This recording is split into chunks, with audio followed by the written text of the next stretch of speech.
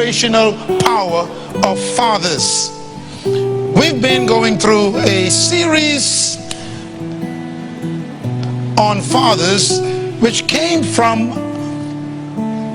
a session we did on honoring fathers. And I hope that we can finish this in this segment. But I want to focus today on the power of a father to affect generations. Everyone in this room is presently being affected by their great-great-great-grandfather. I want to begin by talking about my childhood Baintown experience. Baintown is a small little area in this island where I was born with my other 10 siblings. And our parents were wonderful parents. And we grew up in a neighborhood where, of course, we had no television. When we first started living in that area, we were not able to purchase those kinds of expensive things. We used to watch the radio. Some of you all know what I'm talking about. There used to be some radio programs that were stories. We used to sit around and watch the story on the radio. And we didn't have sophisticated places to eat like McDonald's and Burger King. Matter of fact, we couldn't afford to buy snacks. Trying to feed 11 kids in a low-income area was a little challenging. So my mother and father used to actually allow us to get our snacks from the trees in the neighborhood. Some of you all know what I'm talking about. So when we wanted a snack, we didn't go to McDonald's, we went to Mac Juju Plum. We didn't go to Burger King, we went to Burger Coca Plum. And we used to eat all the beautiful fruits and berries. We used to enjoy them. And this is probably why I have all of my teeth still at age 54. And my kids need braces. Because we ate natural fruit. And I used to remember sometimes we would be so hungry, we'd go to the fruit trees, and the fruit tree would not have ripe fruit yet, but we would still be hungry. So what we used to do is we used to pick the fruit while it was green. And if it was a mango that was green, we'd beat it against the wall. Come on, anybody got this revelation? To soften it up. And if it was green plum or juju, we would get salt to season it. Anybody got a revelation? See, some of you young folks don't know how good it tastes to dip your canap in salt and pepper. Ah, come on, somebody. And we used to eat those fruit green. And I remember my mother telling us one day, we bought this big bag of green plums, scarlet plum, green. We were so hungry, and we got the box of salt. We sat on the ground in the back of the yard, and we dipped the plums, green, into the salt, and we ate all of them. And my mother was warning us, don't do that. You will get sick. Well, you know, young people are much wiser than older people. So we ate all these green plums. And all of a sudden, about 3/4 way through the plums, everybody slowed down.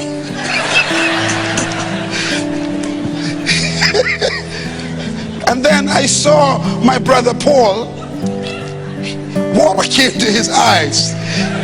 He starts watering in his eyes. And my sister Deborah, she was a little bit more stubborn. She kept eating. Then I I began to feel what my brother was feeling. My entire mouth began to feel like somebody was taking a piece of steel, rubbing it against my teeth. Anyone know what I'm talking about? And I began to feel sick. And I ran in the house and told my mom, something's wrong with my mouth. It feels like everything is burning. And my mother said, your teeth is on edge. Now, I didn't know what that meant, but it lasted a long time. I never wanted to eat plums again. It made me sick. Well, we talk about fathers.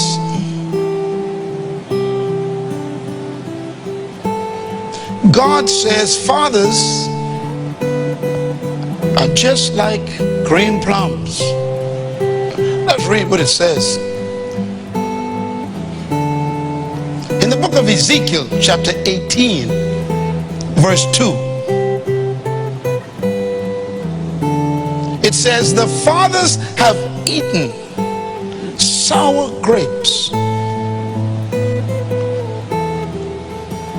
and the children's teeth are set on edge.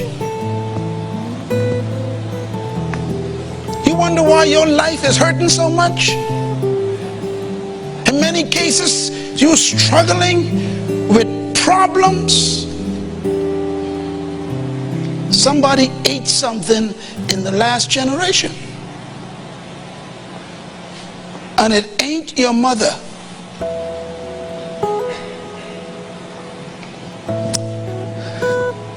The generational impact of fathers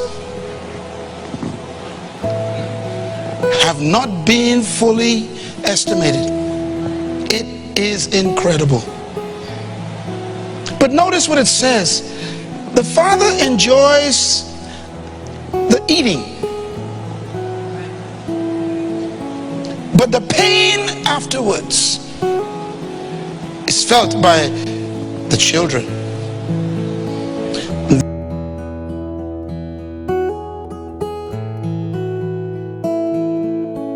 Ephesians 6 repeats it.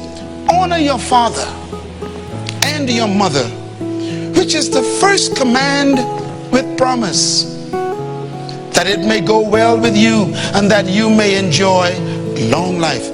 Notice, long life again is attached to honoring fathers, which means to dishonor the fathers in our countries will create more death. Perhaps this is why 82% of all the men in prison have a problem with fatherless homes. Perhaps our crime can be correlated with the absence of fathers in the lives of people.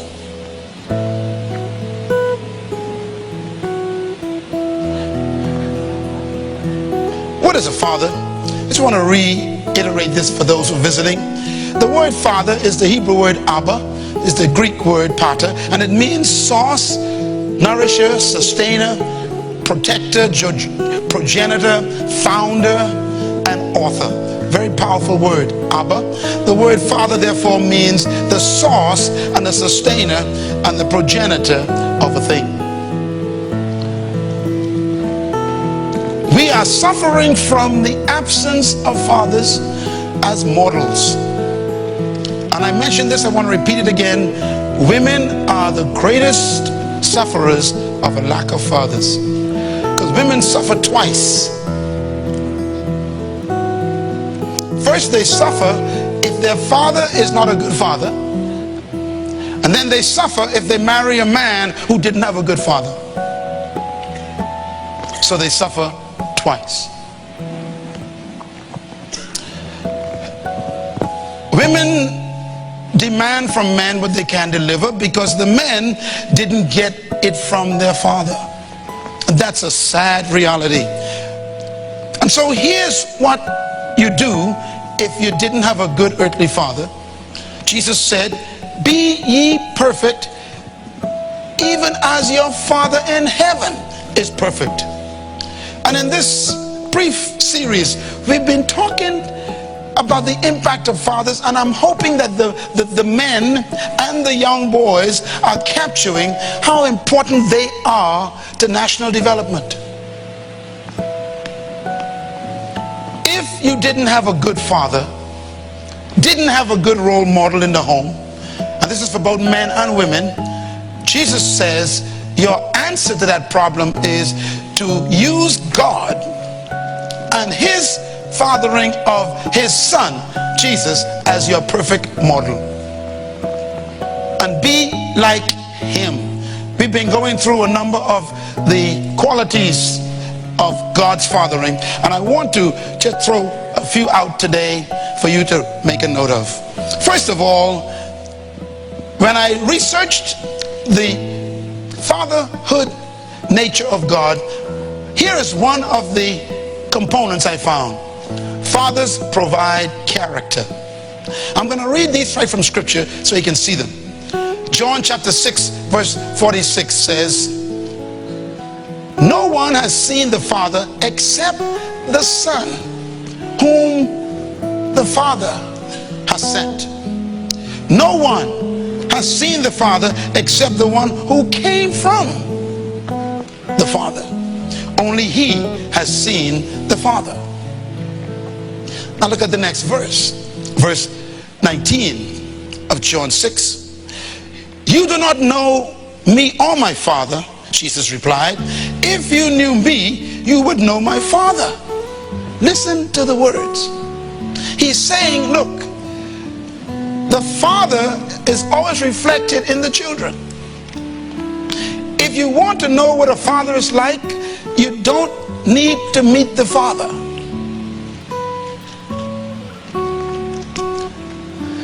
The character of the Father shows up in the children. That means a good father is always conscious that he is creating humans. He is building a human.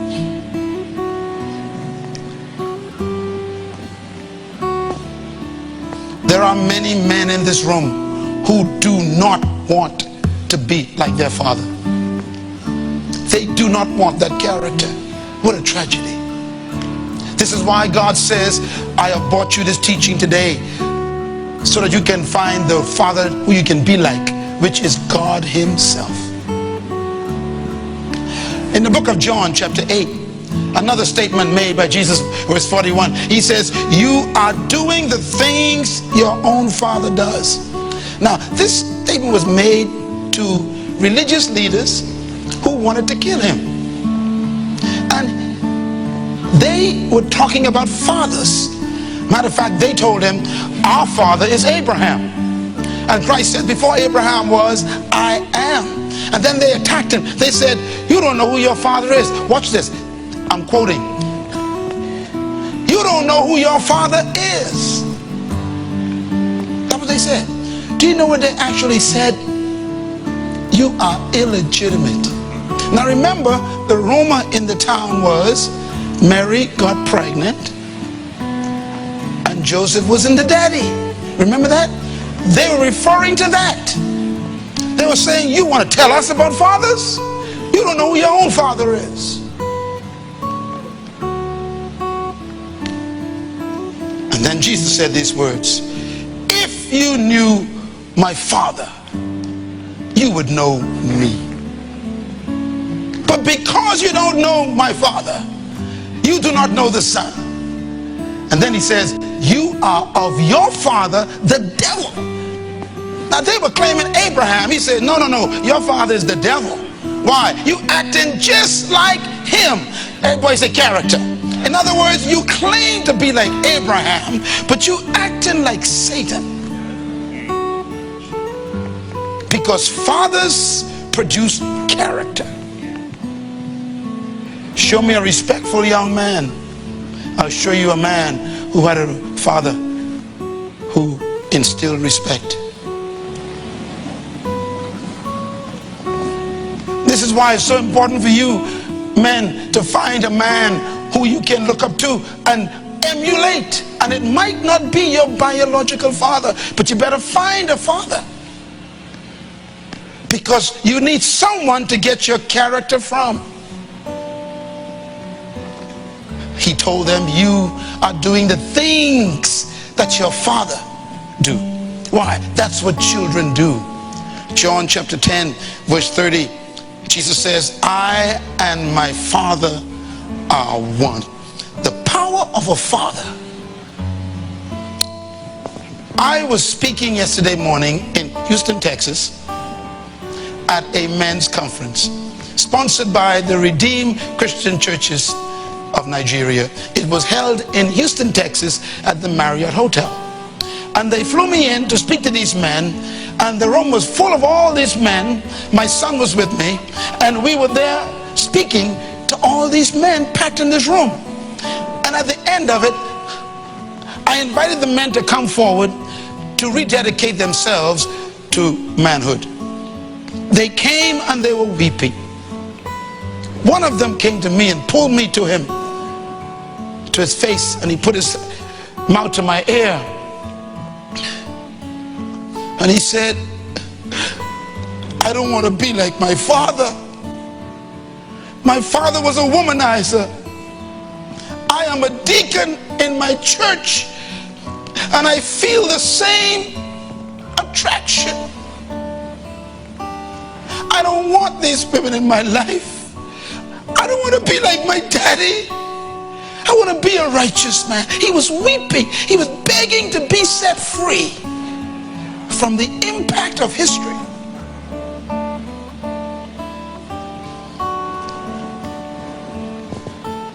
I prayed for him.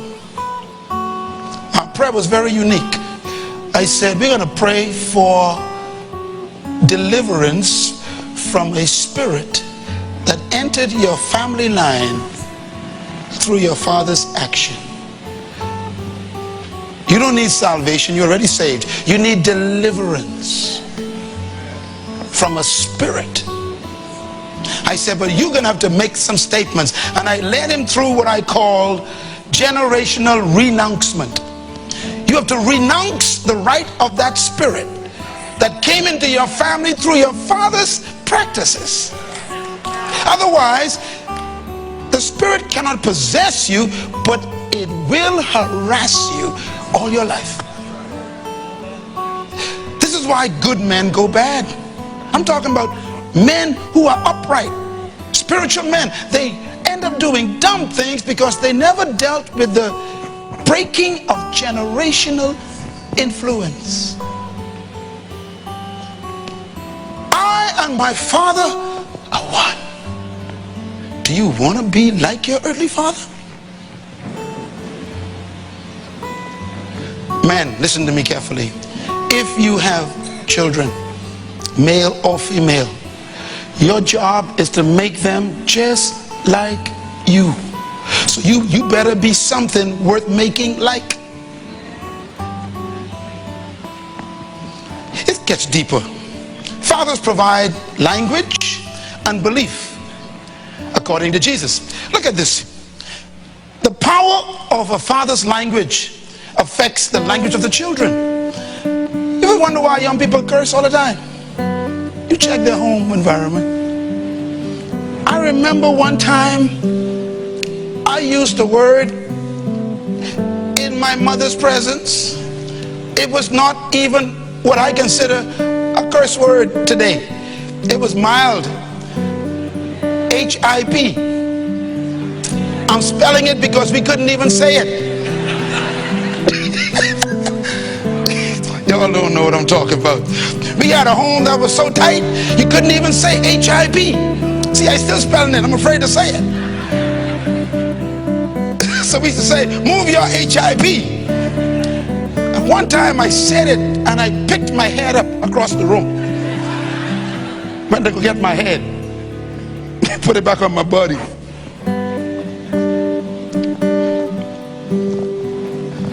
I have never in my life heard my father use a foul word. Never in my life. He's 85 years old. Never once have I ever heard my father use a foul word. So it's not even in our system, in our genes.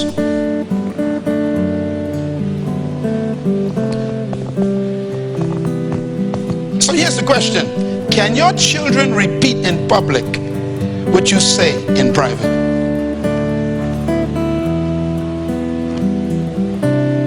The power of a father. John chapter 8 verse 8 says, I do nothing of my own, but speak only what I was taught from my father. In other words, Jesus is saying a good father puts words in his children's mouth.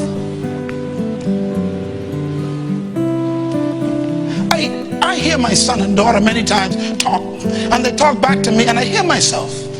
And do you know, we do the same thing now. Our mother is dead, but we keep repeating her all the time.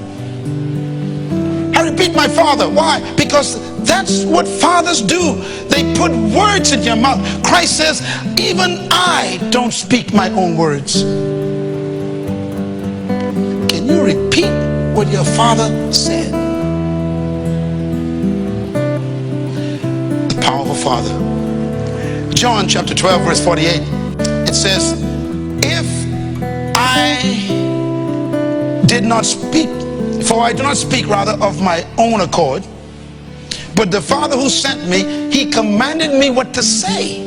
Listen to Jesus. He's a grown man. He's 31 years old at this stage, and he's saying, I still don't have my own original language.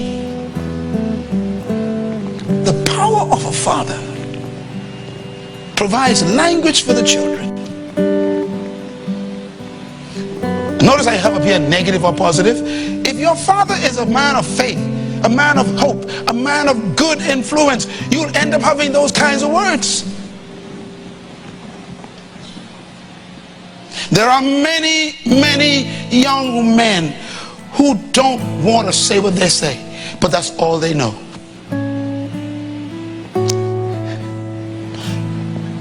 I am very concerned about the English language lately in our country, because the most common word in our country that our young men know is a strange statement. You know? You know? And I was going, you know, down the road, you know, and I saw this man, you know. You know what I mean? I mean, this is not English.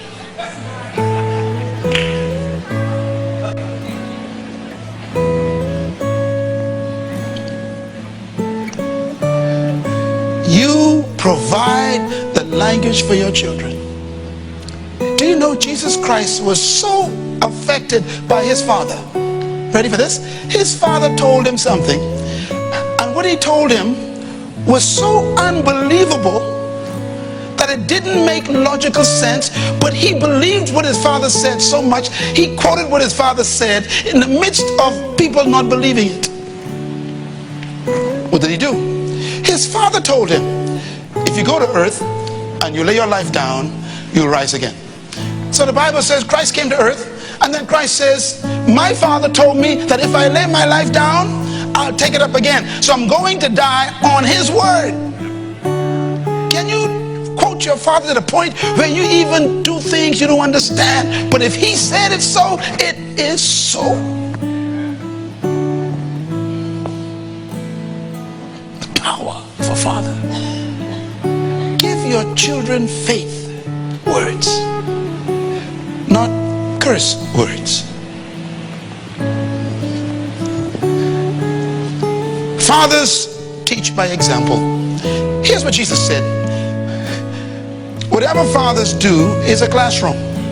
John 8 verse 38. I am telling you what I have seen in my Father's presence. Jesus speaking. And you do what you have heard from your father. I know you've never seen these verses before, right? But they're so powerful. He said, look, here's how fathers work.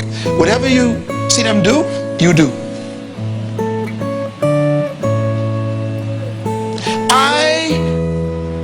I'm telling you that what I have seen in my Father's presence, that's what I do, and you do what you have heard from your father.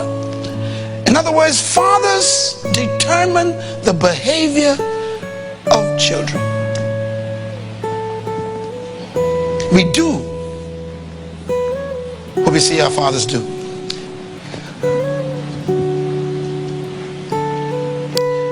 Another one I thought was interesting.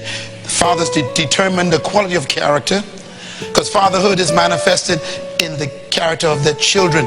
Fathers determine what children are and what they are not. John 14:7, Jesus said, if you really knew me, watch this, you would know my Father. If you really knew me, you would know my Father as well. From now on, you do not know him, and you have seen him. In other words, if you see the way the children behave, you can tell them what kind of father they have. Fathers are powerful. That means a child becomes what the father is.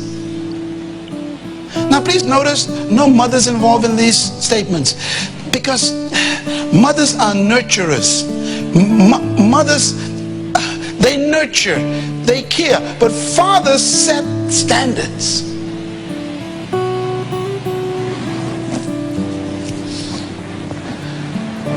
A man grows up in a home where every time his mother gets his father upset, she gets hit physically. And the guy is 3 years old, he watches this. 5 years old, he watches this. 10 years old, he watches this. 14 years old, he watches this. 15 years old, he wants to do something about it, but he's afraid because that's his father. So now he begins to hide the frustration. He builds it up, and at 30 he gets married to you. Now he has 30 years of pent-up anger. And then one day, after the honeymoon, you get him mad. Now remember, now he's a deacon, singing the choir, praise and worship leader, prayer meeting director, but one day you got him angry. 30 years of pent-up father character building. And all he knows is when they get you angry, you hit them. And you are in shock. Did you hit me? Do you know who I am? And then hit you again. Bop. And you're like, I thought you were saved. And they hit you again. Bop. Why? Now you make him feel guilty twice. What's wrong? I do what I see my father do. Some men are wondering, why am I still having this tendency to do certain things? Because they've not yet been delivered from the history of the oppression of the power of a father. Ladies and gentlemen, please, I hope you don't take this to bring depression. My job is to first identify problems and then solve them by God's grace. If you knew me, you would know my Father. How do you measure fathers? Jesus told us how to measure a good father. John 14, he says, anyone who has seen me has seen the Father. How can you say, show us the Father? Don't you believe that I am in the Father and the Father is in me? The words I say to you are not just my words, and the things I do is because my Father is living in me. Wow. Fathers live on. Ladies and gentlemen, especially the ladies, listen to me. You don't marry men, you marry histories. When you meet a guy, that ain't no person, that's a history. And you gotta do research on that history before you take the history in your bed. Because these guys look nice, dressed nice, got a good title, you know, got a good job, they got a fine car, but that's history driving that car. And you got to make sure, I know this history. Do I know this person?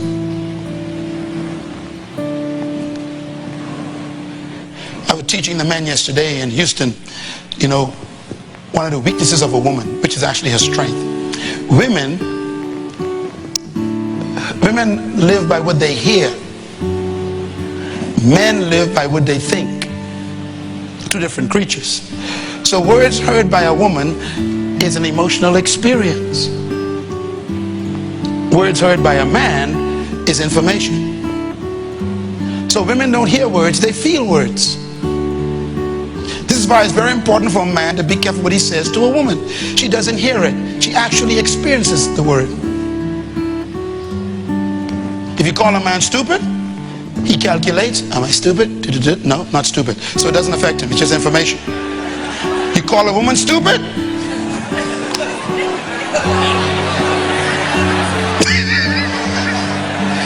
She has an experience with the word. It becomes her experience. That's why she hates you for 20 years. Now, this works in a very interesting way. So if you meet a woman who's not your wife, for example, you got to be careful what you say to her, sir. You tell a woman who's not your wife, you look wonderful, you look cute today. You just created a problem because she didn't hear that. She felt that. So she'll always come looking for you so she can have the feeling again.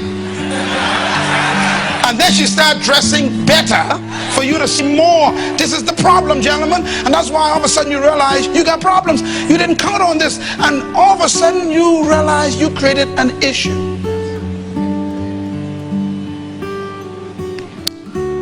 Don't say to women what you don't want them to feel.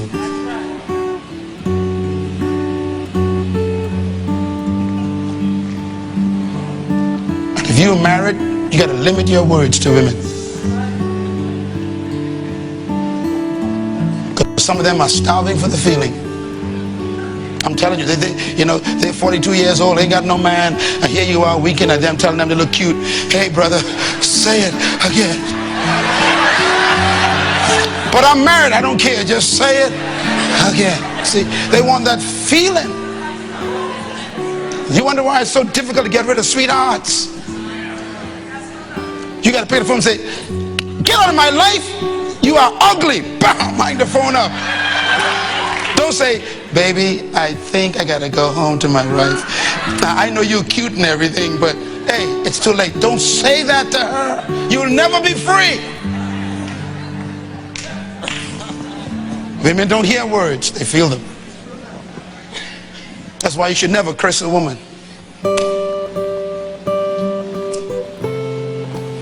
This is why a woman needs to hear from her husband every day, I love you. You got to say it. So, some men say, listen, 20 years ago at the altar, I told you I love you. What's your problem? Well, she felt it 20 years ago. She want to feel it today. Very important. So you got to tell them all the time. Tell your wife, I love you. You're the best thing that ever happened to me. You're my favorite woman. Man, all of a sudden, man, she say, come to bed every night. Just come on. Just come on, brother. Keep talking like that. You just keep on coming on. You ignore her. She has dysfunctional problems. Men don't talk to their wives. Women feel. They don't hear.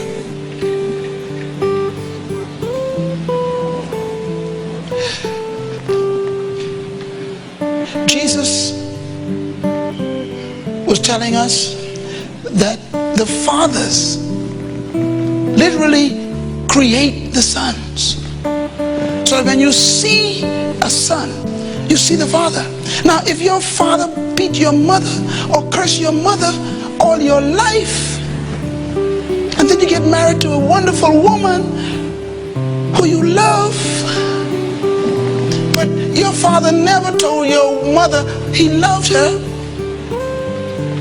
in your presence, all you heard was fussing and cussing, you don't know how to love a woman.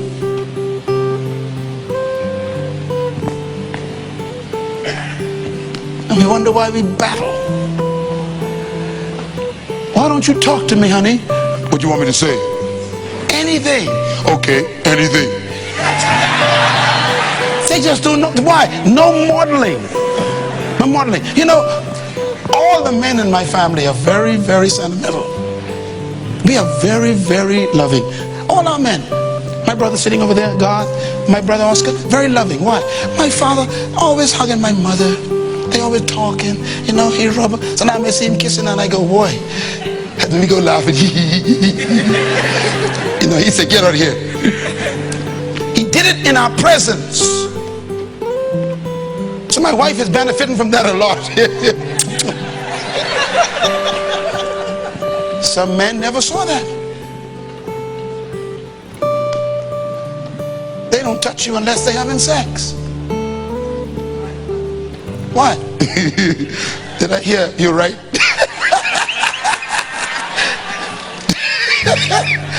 I ain't looking over there. In the name of Jesus. Praise the Lord. You sound like you quiet over here, baby. I am in the Father, and the Father is in me. Fathers, listen to me, man. You literally enter your children's lives. They take you into their future.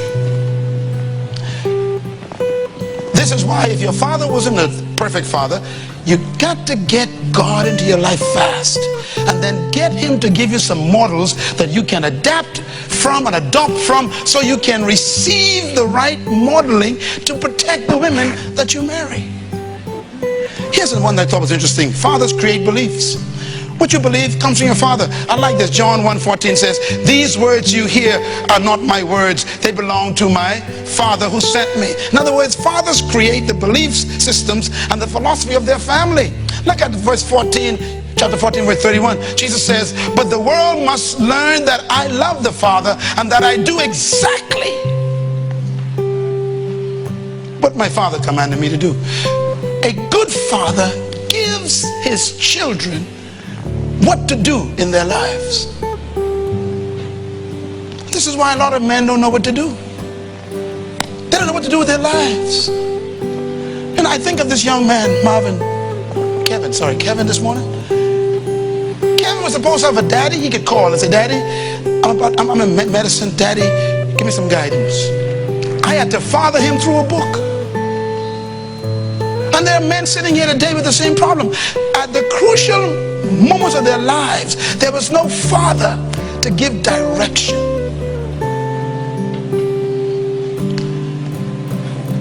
Fathers give commands to their sons and daughters.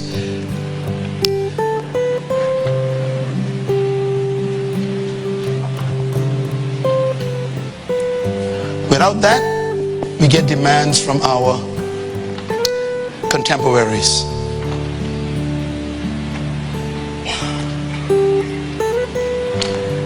It's more important to get advice from a father than to get advice from a friend.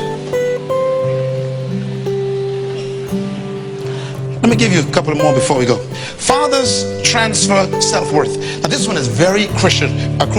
John 15:9, Jesus says, as the Father has loved me, so have I loved you. Now this is important. Notice where he got his love from. How did he learn to love? Look at it. His father loved him.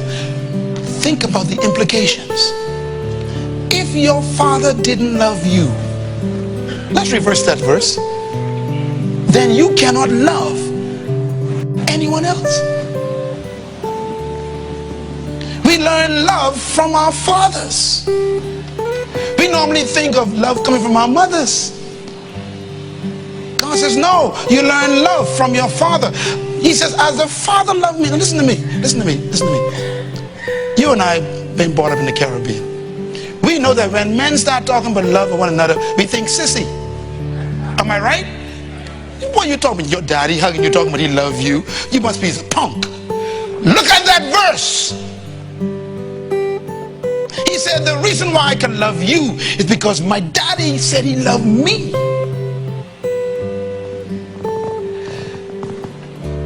Do men talk to men about love? Son, I love you, son. Jesus had such a solid self-worth. He had a strong self-esteem. Why? Because his daddy told him, I love you, son. Let me tell you something. If your daddy tell you he loves you, it doesn't matter who hates you. My father loves me.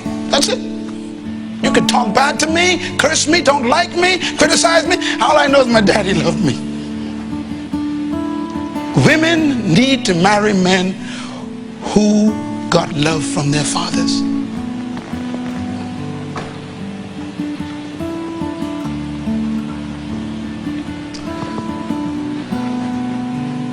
As the Father loved me, so I love you. You know why I hug men all the time? Because men don't get hugged. In this church, I'm a senior pastor. They call me a senior pastor. You know what I am? I'm just a daddy. Just take up where your daddy left off, or give you what he never gave you. But you got to be in my presence. Have your father ever held you and say, son, you make me proud? Do you know when Christ was baptized, a voice came. This is my son. This is my boy. Listen, your mama always tell you she loves you. What about your father? Christ says the father's the one that makes it happen.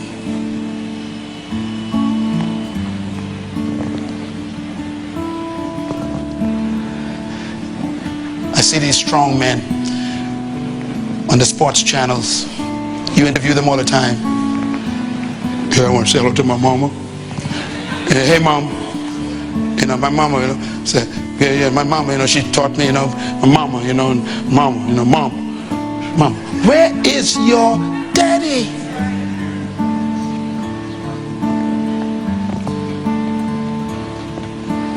And then you hear them beating their girlfriends and going to jail. Stars with millions of dollars beating women. I just saw in the news last night, Whitney Houston came back in her first concert last night. Everybody's cheering. And I looked at her on the screen and I'm thinking, you know, see, I think like a father. I'm thinking, gosh, is the father piece in place? Because she married a man who didn't have a father. And he beat her and led her into drugs. Her mother was a gospel singer, a deaconess in the church. She grew up singing in the choir, but then she married a man who didn't have that. Didn't have a father to love him. He couldn't love a beautiful woman with an excellent voice. He beat her and pumped her with drugs. What kind of love is this?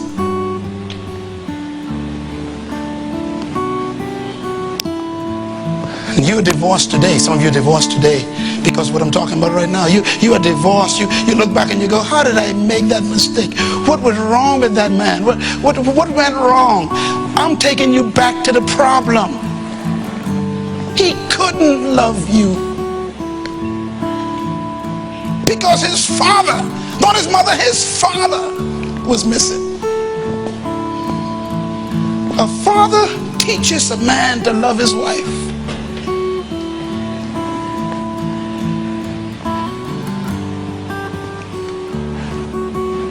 I told God this year, I'm going to adopt every man in this church. Every male in this church. I'm going to adopt you as a father. If you are 20 years older than me, I still don't care. I adopt you as my son. Because age doesn't heal that.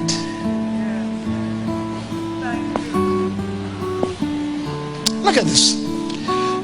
Your love is just like the love you received. Your value is determined by the value that was put on you. John 15:15.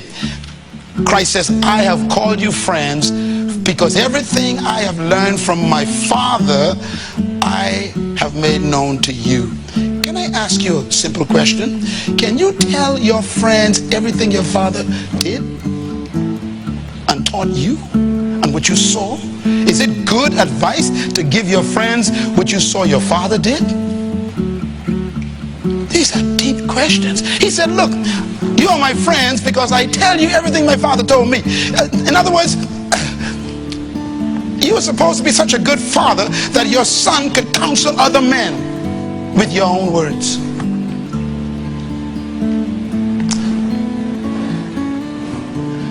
You know, some Bahamian men that I met sat in my office and cried, and they would say, you know, I love my wife, but she just get me angry and I hit her. I said, why'd you hit her? He said, because that's what my father did. That's what I learned from my father. I'm the man, I wear the pants in the house. She's supposed to do what I say. That's what my father told me. So I tell what my father told me.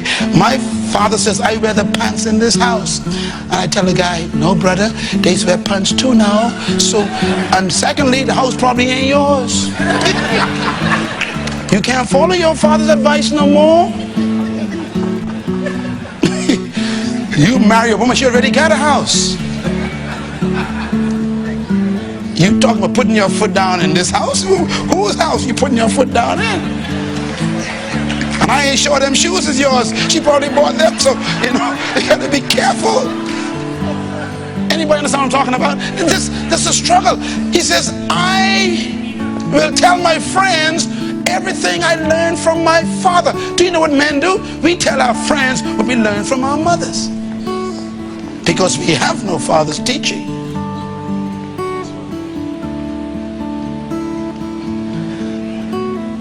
John 15, Jesus still talking. He says, be like my father. He says, perfect. Watch this. He says, he who hates me hates my father automatically. Why? Because I am just like my daddy. You can't say you love my daddy and hate me, because he produced this character. You're supposed to be such a good father that if anyone rejects your son, they automatically reject you. Because your son is just like you. What an awesome example of fatherhood.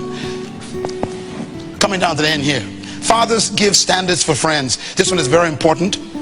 Women, write this down twice. Men, 3 times. Proverbs 24 verse 10. I quote, do not forsake your friend and the friend of your father. And this is interesting. Let me tell you what this means. Can your friends be your children's friends?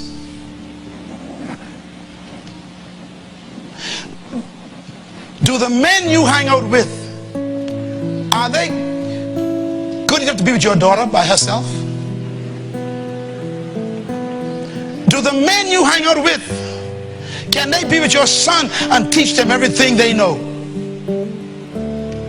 Are your friends so good you can leave your kids with them? That's what that verse is saying. Do not forsake the friend of your father. You know, many men, when they want to go with their friends, they leave home. And you don't see them for days. And then they come back. So where you been? I've been to visit my friends. How come your friends weren't good enough to bring in the house? How come your friends couldn't sit at our table? Is the language bad? Is what they want to drink not interested in this house? Are the stories they tell my daughter shouldn't hear? Can my son and daughter enjoy the friends that I keep? What a father.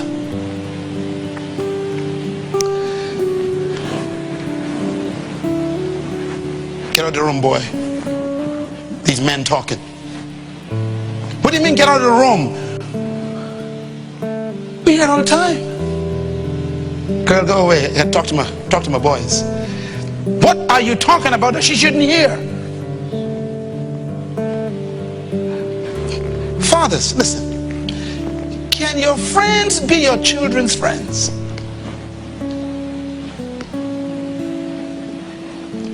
Here's another question that's worse.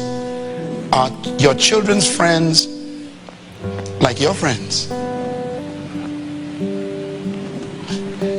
We tell our son and daughter, anyone you are with, they cannot be invited to the house, you are not with them. Your children should be with no one that you cannot have in your own house. Why? You're the father. You set the standard. Your kids shouldn't have relationships with anyone that cannot have a relationship with you.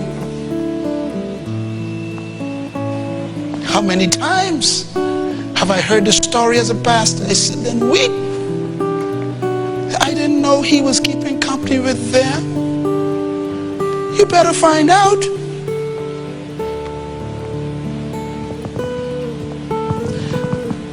Fathers choose friends that can be their children's friends.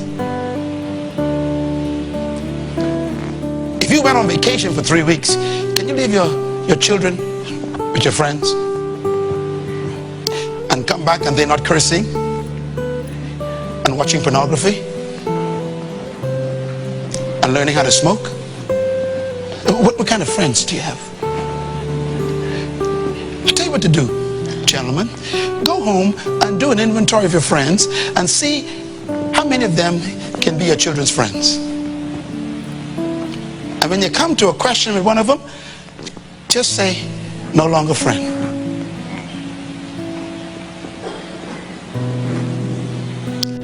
Look at this verse, John 16. All that belongs to the Father is mine. That includes his friends, his possessions, his influence, his name, his reputation.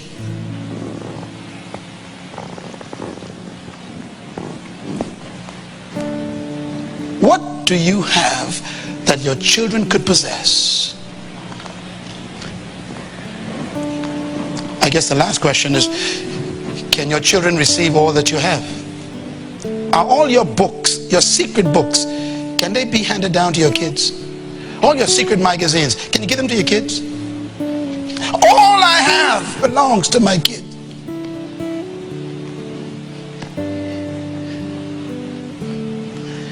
Is there a woman in your life that you can't let your kid know about? Can she possess everyone? I mean, can they possess everything? Everything? You know what's good about this whole discussion? We're quiet. Because no one talks about the reality of the power of the responsibility of a man. God says if the men get it right, there'll be no crime. I am not here to bring guilt. I'm not here to make you feel like I'm attacking men. I'm here so we can correct what's wrong, heal what's broken, and then create a future our kids could enjoy.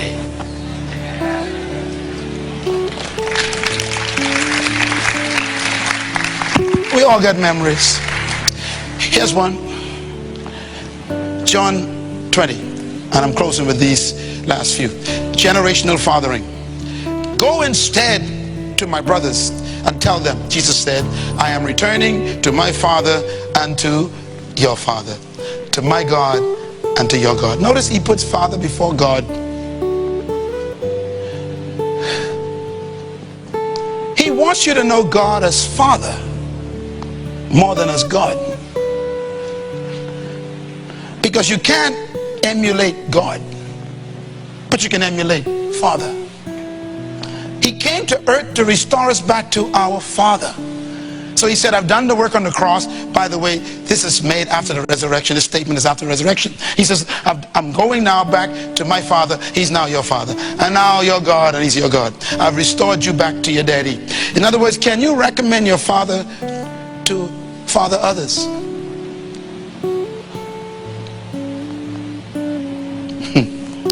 One of my son's best friends was with us night before last in Houston from college. He lived in Houston and my son was with me, and the young man came with my son to the hotel room. We were sitting down chatting, and he just sat there, and the son says, man, I sat and listened to you today. Your daddy, man, your daddy blew me away. I said, man, I was taking notes so fast. He said, man, I wish I could just be with this all along. I would be around your daddy all the time. What's he saying? Your father could father me. Can you recommend your daddy to father other men? Probably not. But I tell you what, let's just talk about you. It's your turn now. Can your children recommend you? That's what you got to work for. John 20:21, and Jesus said, peace be with you. He's leaving now. He says, as the Father had sent me, I am sending you. My Father did a good job with me. I hope I did a good job with you, he says. I hope I trained you the way my father trained me. Not my mother, my father trained me. I know you didn't have a good experience with your father perhaps, but the message today is, let's pick up with you. Let's start with you. Let your children be able to say that. I want to be just like my father. I want to train and love and give just like my father did. As the Father sent me, I'm sending you. You know, this photograph, one of my most precious photographs.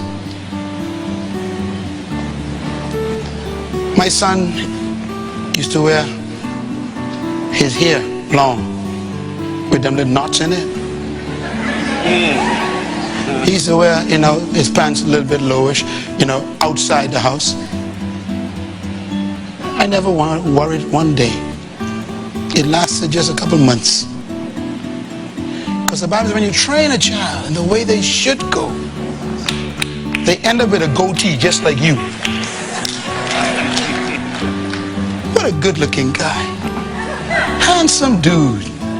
Like father, like son.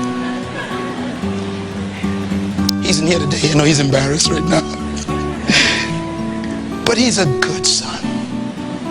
I love him so much. And I tell him that all the time. Every time I call him, my favorite word to him is my beloved son. That's the way I address him all the time. He is beloved. He must hear that. Because he will have children too. Proverbs 10 says, a wise son brings joy to his father, but a foolish son is grief to his mother. Now notice the difference, eh? Joy means pride. Grief means depression. Two different responses.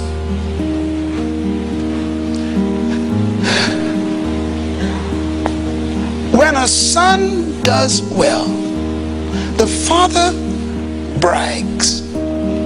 When a daughter does well, the father takes photographs. He put them pictures everywhere. The mother, she just enjoys it.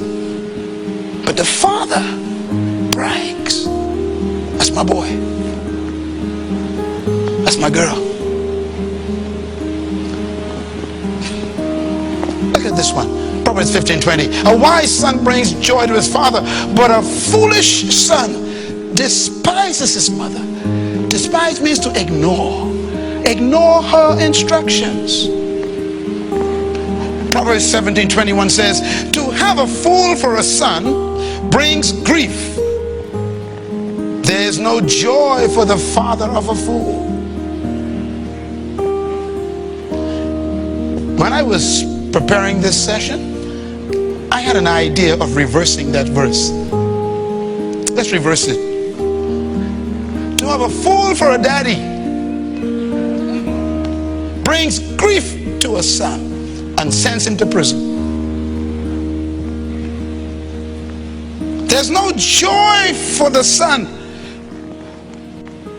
whose father is a fool. They both lose.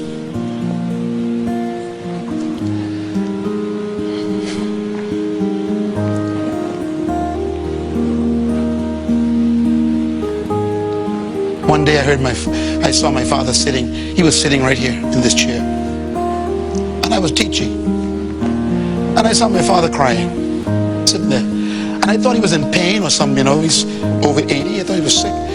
And so I was walking up and down teaching, and I kept looking, making sure, maybe he's okay. And he was just weeping, just sitting there with his Bible. And he kept on looking at me, and I'm thinking, my daddy's having something, heart attack or something. At the end of the meeting, I rushed over to him, right in the front, and I said, Dad, you okay? And we hugged. He said, son, yeah, I'm fine. I said, why were you crying? I saw you, are you okay? And Daddy says, sure, son, I'm fine. He laughed. I said, then what was the problem? He said, nothing. He said, I was just sitting there looking at you and thinking, that's my boy.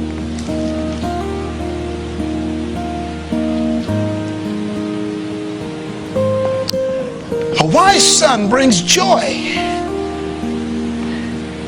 to his father. Maybe I'm a wise son, I don't know. But according to him, they were tears of joy.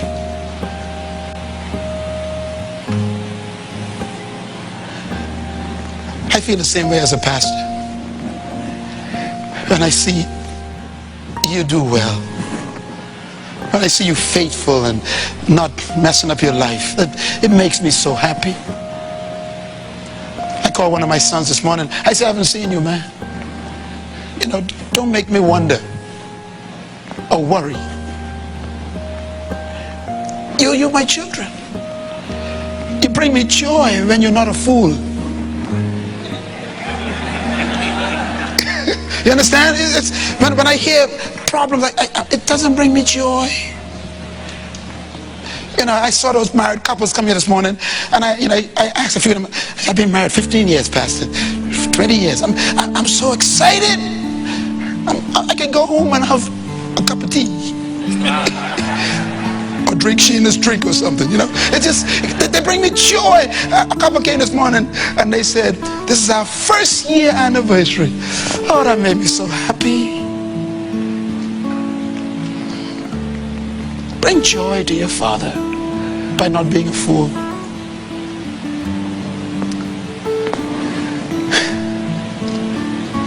Fathers, do not frustrate your children. Bring them up in the training and the instruction of the Lord.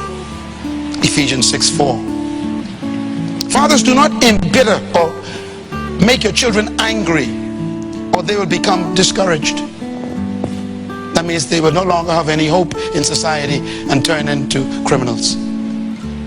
Notice all the instructions are to fathers.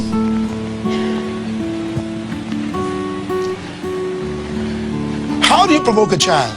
By saying one thing but doing something different. That's how you provoke a child. To provoke means to exasperate. It means that you tell a child, don't smoke like I'm smoking. That frustrates a child.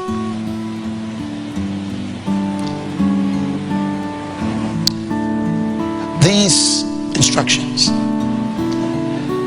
Proverbs 28 says, he who robs his father or mother and says it's not wrong is a partner to he who destroys. He's talking about destroying your own father. Your father's the root. If you kill the root and you are the fruit, it's over for you. Honor the root, you'll protect the fruit. Respect the root, you protect the fruit. There's no perfect father on earth except Father God. None. I'm not a perfect pastor, but you got to protect me. Why? Because the nutrients that come from my life feed the fruit. So you got to pray for me. You got to cover me. You got to respect me. You got to honor me. And then the nutrients keep coming. You got to water me. And I bring the nutrients. I'm the root. So it is with all fathers.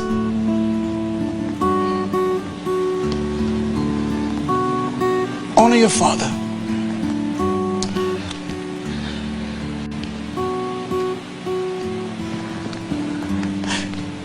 God says in Exodus 20, if you do not bow down to them or worship idols, then remember, I am your Lord, your God. I'm a jealous God. Here's the verse we close on. God says, I punish the children for the sins of the fathers to the third, fourth generation of those who hate me.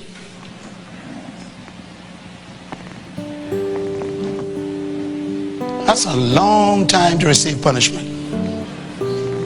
4 generations. Not the mothers, the fathers. Your fathers bow down to idols, it shows up in your life 4 generations later.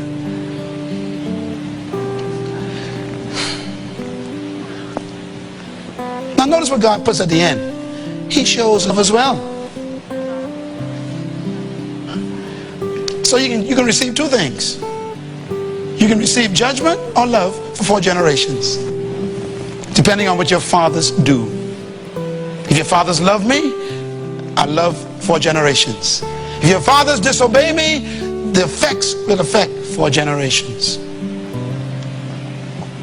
Yet he does not leave the guilty unpunished. He punishes the children and their children's children for the sins of the fathers to the 3rd and 4th generation. Let's close your Bibles. Fathers determine the future. Now listen, don't leave until we pray the deliverance prayer. Are you ready? We're going to get every woman and man free in this room. You will not leave here with your father's curse. I'm not talking about the one that you maybe have in the house.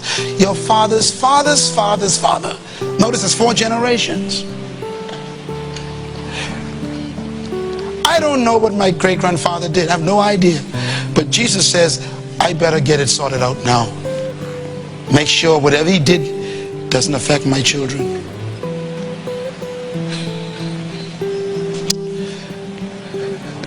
Ladies, listen to me. I know so many things I'm afraid to even think about what I know. I was talking to a sociologist and a psychologist together at the University of Tulsa. We were sitting in a room talking, and they were the professors in the school. And they were talking to me about the impact of sex from a man on a woman. One of them was not only a psychologist, but she was also a born-again theologian. And it was the most amazing discussion.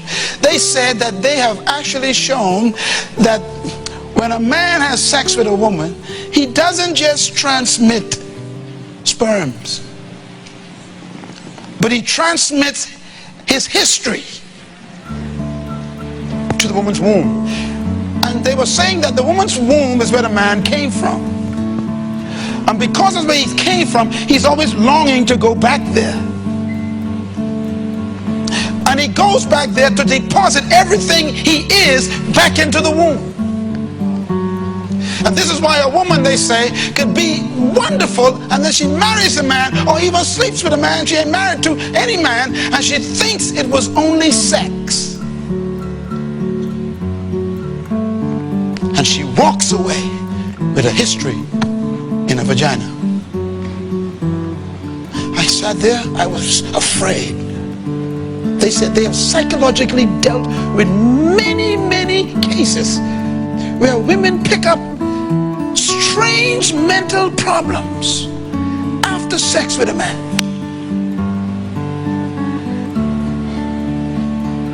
No wonder why most prostitutes commit adultery. Commit suicide.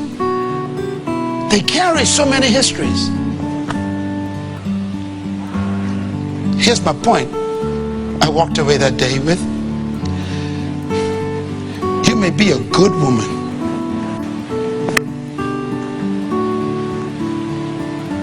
but if you marry a man who has these spirits, harassing him, and he gives you a sperm that becomes a child, everything is transmitted to you and the child. So I talked to the psychologist, who was a theologian. I said, so what do you do? She says, you can't just counsel these people. She said, they need deliverance spiritually also. A psychologist, professor, doctor. She said, because it's not just psychological anymore.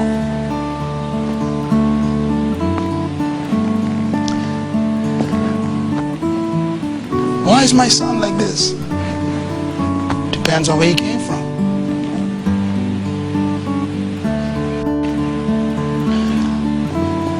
God's word. The seed of the righteous is blessed, which means it's possible to have the seed of the unrighteous, which is cursed.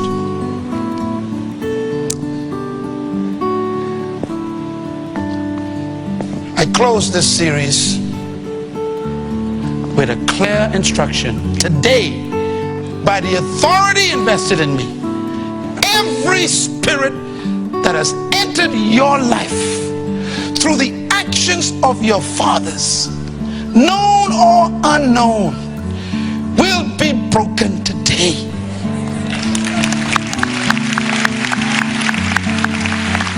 Thank you once again for listening to this message, as we hope that it has been a blessing to you.